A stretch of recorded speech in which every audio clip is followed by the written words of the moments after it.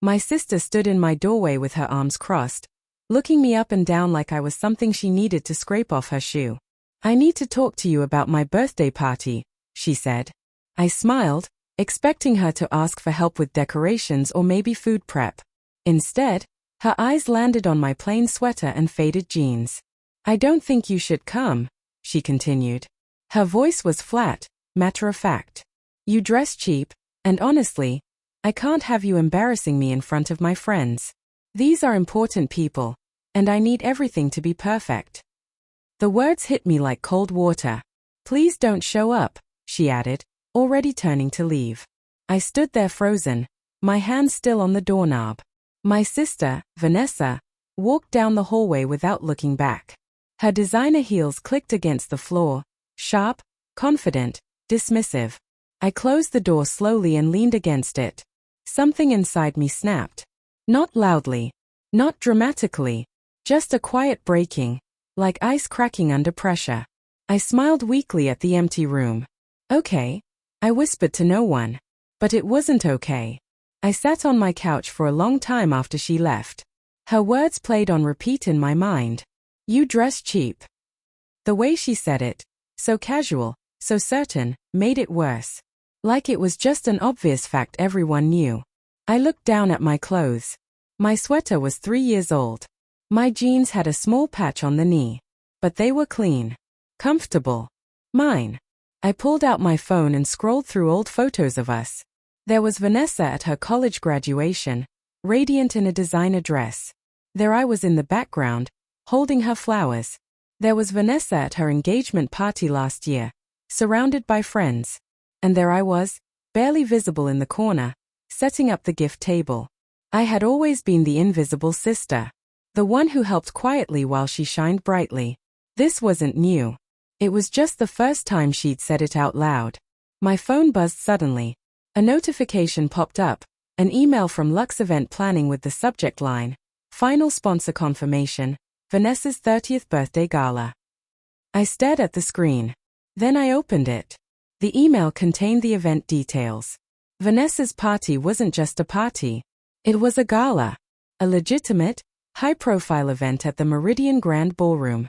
The guest list included influencers, local business owners, and investors she'd been networking with for months. The budget was enormous. The venue alone cost more than I made in 3 months. I scrolled through the attachments, vendor contracts, decor mock-ups, photography packages. Everything was polished and expensive. This was her chance to impress people who could change her life, as she always said.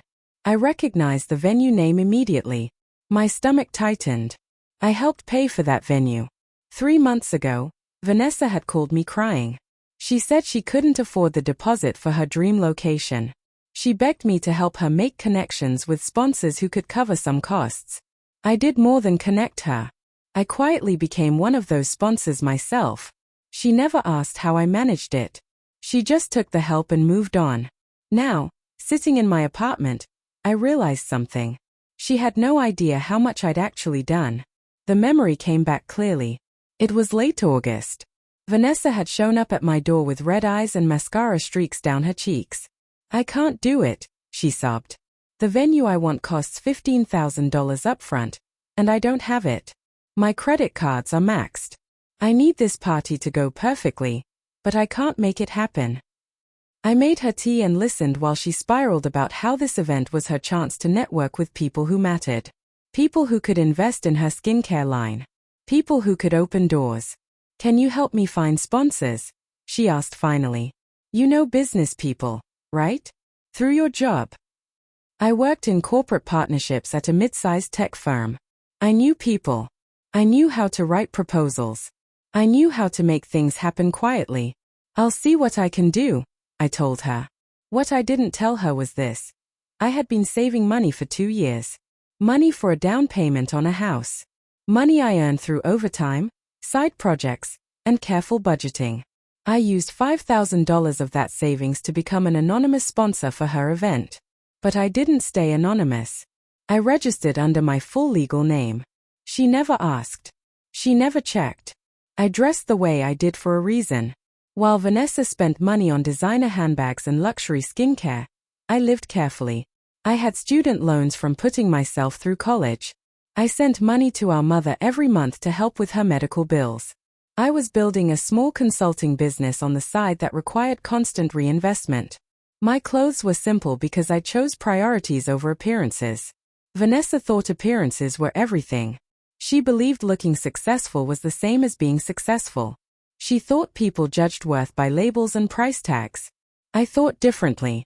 I thought stability mattered more than status. But she never asked why I dressed the way I did. She just assumed I couldn't afford better. My phone buzzed again. Another email, this time from the event coordinator. Hi there.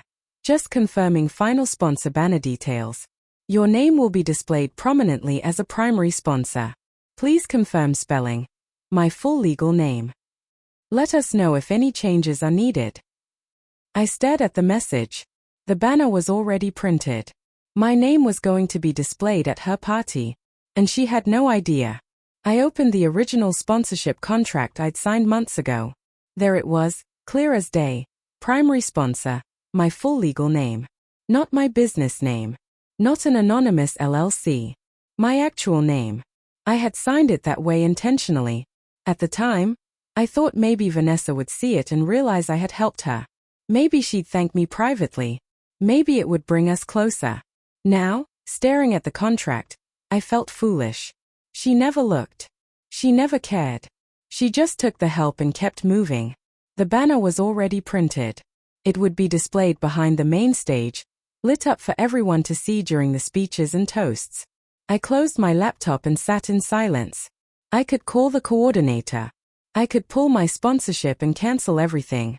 It would ruin her party. The venue would fall through. She'd be humiliated in front of everyone she wanted to impress. But I didn't want that. I didn't want destruction. I didn't want revenge. I just wanted the truth to be visible. So I decided not to say a word. For the next week, I wrestled with what to do. Part of me wanted to call Vanessa and tell her everything. Explain that I was the reason her party was happening. Make her understand how cruel her words had been. But every time I picked up my phone, I put it back down. This wasn't about forcing an apology. This wasn't about making her feel guilty. This was about dignity. I thought about my options. I could skip the party entirely and let the banner reveal itself without me there. I could attend and watch her reaction from the crowd. I could confront her privately before the event. None of it felt right. Then I realized something. The truth didn't need me to shout it. The truth would speak for itself. I just had to show up and let it happen. On the morning of the party, I made my decision. I would attend. Not as a guest hiding in the background. Not as the sister who didn't belong. I would attend as myself, the sponsor who made it possible. The day before the party, my mother called. "Sweetheart, I'm so excited for tomorrow," she said cheerfully. "Vanessa has been working so hard on this event. It's going to be beautiful." I stayed quiet. "She mentioned you were busy and couldn't make it," Mom continued. I told her that was a shame, but I understand. You work so much. My chest tightened. Vanessa was already rewriting the story. She told our mother I was too busy, not that she uninvited me because of how I dress. "Actually, Mom, I think I'll be able to make it after all," I said carefully. "Oh, wonderful. Vanessa will be so happy." I doubted that. But I didn't argue. Before we hung up, my mother asked casually, "You're still helping with the event costs, right? Vanessa said you connected her with sponsors." I paused. "Yeah, I helped." "You're such a good sister," she said warmly. I didn't respond. After the call ended, I sat with those words. "You're such a good sister." Was I? Or was I just convenient? The day of the party, I stood in front of my mirror for a long time. I thought about wearing something flashy, something expensive that would prove I could afford it, something that would make Vanessa eat her words. But that felt wrong. Instead, I chose an outfit that was simple but polished. A black dress that fit well. Minimal jewelry. My hair pulled back neatly. Comfortable shoes. I didn't dress to impress. I didn't dress cheap. I dressed confident. I looked at my reflection one last time. This version of me, the one Vanessa called embarrassing, was enough. She was always enough. I grabbed my keys and headed out the door. For the first time in years, I wasn't going to shrink myself to make someone else comfortable. I was going to take up space. I arrived at the Meridian Grand Ballroom 30 minutes before the official start time. The venue was stunning. Soft lighting, elegant floral arrangements, and a massive stage set up at the front. Staff members moved efficiently, adjusting final details. A coordinator approached me with a clipboard and a warm smile. "Good evening. Can I get your name?" I started. Her eyes lit up in recognition. "Oh, you're one of our primary sponsors. Thank you so much for your generous support." She handed me a small badge with my name printed on it. "Please, feel free to enjoy the VIP area if you'd like." I thanked her and moved toward the main hall. Across the room, I saw Vanessa. She looked radiant in a designer gown, her hair styled perfectly, her makeup flawless. She was laughing with a group of well-dressed guests, completely in her element. She looked happy, confident, like she belonged in this world of elegance and status. And she had no idea I was there yet. I took a deep breath and waited. 15 minutes later, Vanessa spotted me. Her smile froze. Her eyes went wide. She excused herself from her group and walked quickly toward me, her heels clicking sharply against the marble floor. She grabbed my arm and pulled me into a side hallway, away from the growing crowd. "What are you doing here?" she hissed. Her voice was low but furious. "I told you not to come." "I know what you said," I replied calmly. "Then why?" She gestured at me, frustrated. "You're going to embarrass me. Look at you. Look at everyone else here." "I'm not here to embarrass you, Vanessa." "Then leave. Please. Just go." Before I could respond, the event manager appeared at the hallway entrance. "Excuse me," she said politely, addressing me directly. "We're about to start the welcome speech. As one of our primary sponsors, would you like to be acknowledged during the opening remarks?" Vanessa's face went pale. "I'm sorry, what?" she asked. The manager smiled. "Your sister is one of our primary sponsors. We wanted to make sure she received proper recognition." Vanessa laughed nervously. That's a mistake. She's not." The lights in the main hall dimmed. The event manager gestured for us to return to the main hall. Vanessa followed in stunned silence, her hand gripping my arm tightly. The room filled with guests, all dressed elegantly, all holding champagne glasses and chatting in low, sophisticated tones. A microphone crackled to life on the stage. The host, a polished woman in her 40s, welcomed everyone warmly. "Before we begin tonight's celebration, we'd like to take a moment to thank the generous sponsors who made this event possible." Vanessa's grip on my arm loosened. She looked at me, confusion written all over her face. "What is she talking about?" she whispered. I didn't answer. The host continued. "Our primary sponsors have been instrumental in bringing this vision to life. Please join me in thanking them for their incredible support." Then the massive banner behind the stage lit up. It was at least 12 feet wide, impossible to miss. And there, in bold, professional lettering, were the names of the event sponsors. My name was at the top, front and center. The room fell silent for a moment as people read the names. Then polite applause began. Vanessa stared at the banner. Her mouth opened slightly. She read my name once. Twice. 3 times. "No," she whispered. Conversation started up again slowly, but I could feel the shift in energy. People turned to look at me. A few guests approached, smiling, extending hands. "You're one of the sponsors? That's wonderful. Thank you so much for supporting this event. How generous of you." Vanessa stood frozen beside me, her face pale, her champagne glass trembling slightly in her hand. An influencer with a large following pulled out her phone and took a photo of the banner. Another guest asked the event coordinator how long I had been involved. "She's been a sponsor since the beginning," the coordinator explained. "One of the first to commit, actually. This event wouldn't have been possible without her."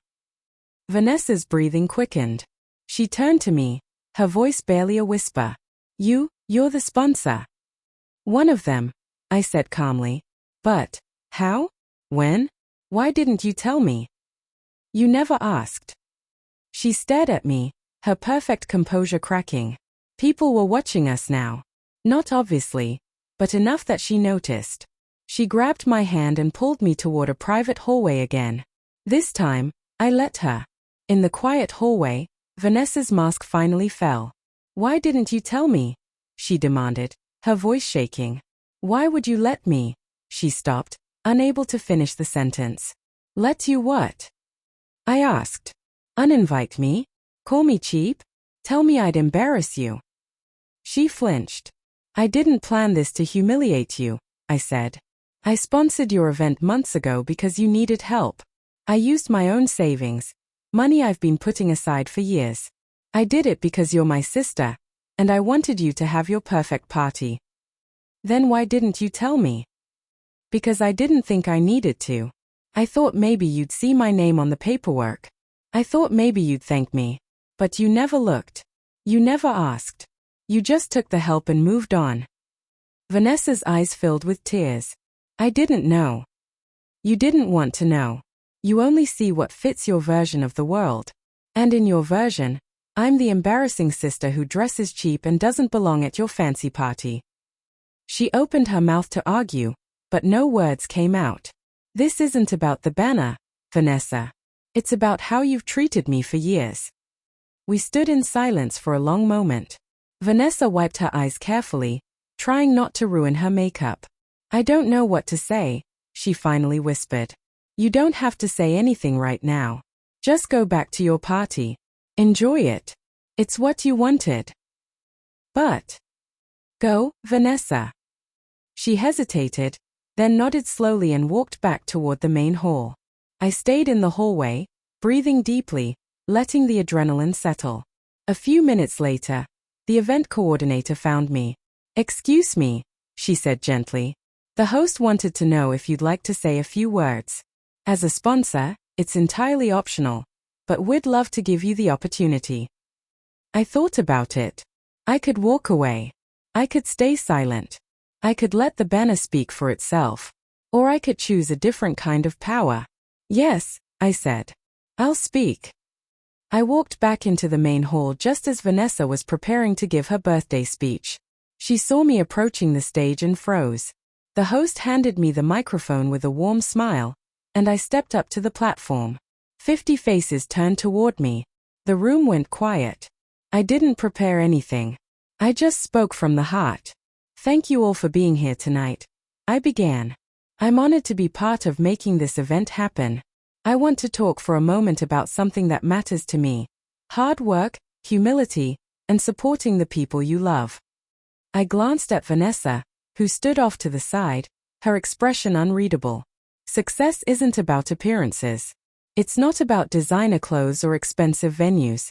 It's about the choices we make when no one's watching. It's about showing up for people even when they don't see it. It's about giving without needing recognition. People nodded. A few guests smiled knowingly. I sponsored this event because family matters to me. Not because I wanted credit. Not because I needed applause. But because I believe in supporting people I care about, even when it's not convenient or visible. The room was silent, but the energy felt different now. Respectful. Attentive. So thank you for being here. Enjoy the evening. I handed the microphone back and walked off the stage. The applause started slowly, then grew louder. It wasn't loud revenge. It was something better. It was earned respect. For the rest of the evening, people approached me. Not Vanessa. Me. They asked about my work. My consulting business. How I balanced everything. What inspired me to sponsor the event. I answered honestly and humbly. I didn't brag. I didn't overshare. I just existed as myself, and people responded to that. Vanessa watched from across the room. I could see her talking with guests, laughing on cue, playing her role. But something had shifted. The attention wasn't entirely on her anymore. People kept glancing at me, asking about me, comparing us quietly. One of her influencer friends approached me near the end of the night. Your speech was beautiful, she said. Honestly, it made me think about how much I focus on surface-level stuff. You're the real deal. I thanked her and excused myself to get some air. Outside, the cool night air felt refreshing. I leaned against the balcony railing and looked out at the city lights. I didn't feel triumphant. I didn't feel victorious. I just felt clear, like something heavy had been lifted off my shoulders. An hour later, the party began winding down. Guests started leaving, thanking Vanessa on their way out. She smiled graciously, hugging people, promising to stay in touch. But I could see the exhaustion in her eyes, the weight of everything that had happened. I was gathering my things when she found me near the coat check. "Can we talk?" she asked quietly. I nodded. We walked back outside to the balcony. The night was quieter now, just the two of us and the distant hum of traffic below. "I'm sorry," Vanessa said finally. "I'm so sorry." She wasn't crying dramatically. She wasn't making excuses. She just looked defeated. "I've been horrible to you," she continued. "For years. I know I have. And tonight made me see it clearly for the first time." I stayed silent, letting her talk. "I've always been insecure around you," she admitted. "You're so steady, so smart, so capable. You don't need anyone's approval. And I've always needed it. I've always needed people to see me as successful, as valuable, as worth something." Her voice cracked. "So I made you small. I made you invisible. Because it was easier than admitting I was jealous." I let her words settle before responding. "I appreciate the apology," I said carefully. "But you need to understand something. I'm not going to shrink myself anymore to make you comfortable." Vanessa nodded quickly. "I know. I don't expect you to." Respect isn't optional, Vanessa. It's non-negotiable. If you want me in your life, it has to be as equals. Not as the invisible sister who exists to support you in the background. "I understand," she said. "I do. I'm not trying to punish you. But I need you to see me. Really see me. Not as competition. Not as someone to compare yourself to. Just as your sister." Vanessa reached for my hand. "I want that. I really do. I know I don't deserve it right now, but I want to try." I looked at her, really looked at her, and saw something I hadn't seen before. Vulnerability. Honesty. Fear. "Okay," I said. "But it's going to take time." "I'll wait," she replied. "However long it takes." We stood in silence for a moment, the city lights twinkling below us. For the first time in years, something between us felt real. The next few days were strange. Word about the party spread through our family quickly. Our mother called me, confused and a little hurt that I hadn't told her about the sponsorship. "Why didn't you say anything?" she asked. "Because I didn't do it for recognition, Mom. I did it because Vanessa needed help." There was a long pause. "That girl doesn't know how lucky she is to have you." Other family members reached out too. Some were shocked. Others weren't surprised at all. My cousin Brielle said, "I always knew you were the strong one. Vanessa just had better PR." I laughed at that. Vanessa and I didn't talk much in those first days. I think we both needed space to process what had happened. But on the 5th day, she sent me a text. "Can we have coffee? No pressure. Just us." I agreed. We met at a quiet cafe near my apartment. She arrived without makeup, wearing casual clothes, something I'd rarely seen her do. "I've been thinking a lot," she started. "About everything. About how I've treated you." I sipped my coffee and waited. I built my whole identity around appearances. And I thought that was strength. But watching you at the party, watching how people respected you without you even trying, I realized I had it backwards. Vanessa continued, her voice steady but vulnerable. "You didn't need to prove anything. You didn't need designer clothes or a perfect image. You just showed up as yourself, and that was enough. That was more than enough." I looked at her across the table. For the first time in years, she seemed real. "I want to be better," she said. "I want to be the kind of sister you deserve. But I don't know how to start." Start by being honest, I told her. With yourself and with me. Stop performing. Stop pretending. Just be Vanessa, not the version you think people want to see. She nodded slowly. I can try. That's all I'm asking. We finished our coffee in comfortable silence. It wasn't a perfect resolution. It wasn't a movie ending where everything was fixed immediately, but it was a beginning. As we stood to leave, Vanessa hugged me. Not the quick, performative hug she usually gave, but a real one. Thank you for not giving up on me, she whispered. I'm your sister, I replied. I wasn't going to. Over the next few weeks, things slowly changed. Vanessa started calling me more often. Not to ask for favors or money, but just to talk. She'd share stories about her business struggles, her insecurities, her fears. She stopped posting constantly on social media. She stopped obsessing over her image. One evening, she showed up at my apartment wearing jeans and a simple sweater, similar to the one I had been wearing the day she uninvited me. Too cheap? She asked with a small, self-aware smile. I laughed. You look comfortable. I feel comfortable, she admitted. For the first time in a long time. Our mother noticed the change too. At Sunday dinner, she commented on how nice it was to see us actually talking instead of just existing in the same space. You two finally figured it out, she said, smiling. Vanessa and I exchanged glances. We hadn't figured everything out. But we were trying. And that was more than we'd ever done before. I started thinking a lot about what cheap really meant. Society taught us to equate worth with appearance. To judge people by their clothes, their cars, their Instagram feeds. But worth wasn't something you could buy. It wasn't something you could fake. True worth came from character. From integrity. From how you treated people when no one was watching. I wasn't cheap. I never was. I was careful. I was intentional. I valued substance over surface. And there was nothing embarrassing about that. Vanessa called me one evening and said, I've been thinking about what you said at the party. About giving without needing recognition. Yeah. I want to try that.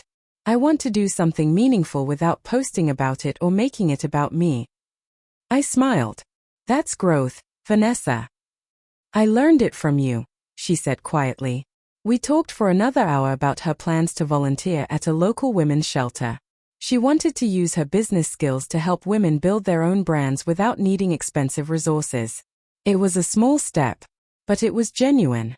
And that mattered more than any grand gesture. Months passed, and I noticed something interesting. I didn't change my style. I still wore simple clothes. I still prioritized savings and stability over appearances.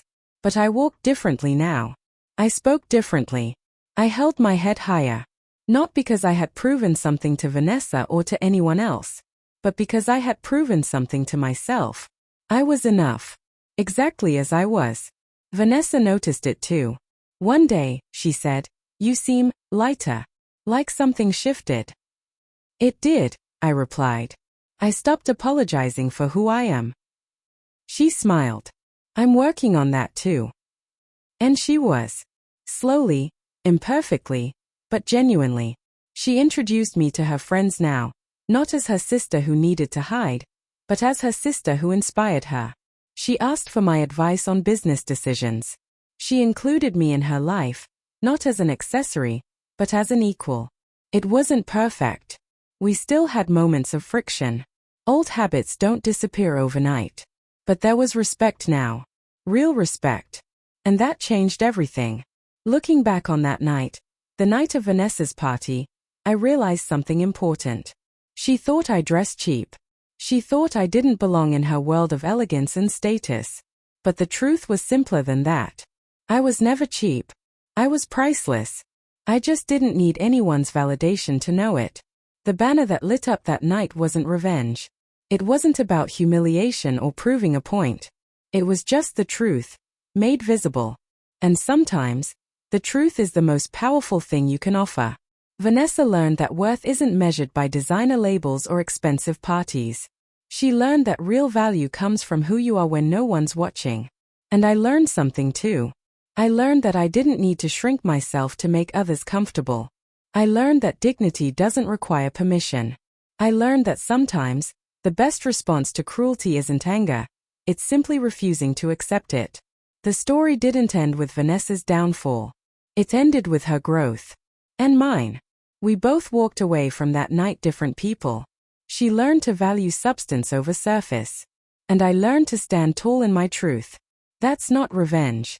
That's evolution. And it's so much better than anything I could have planned.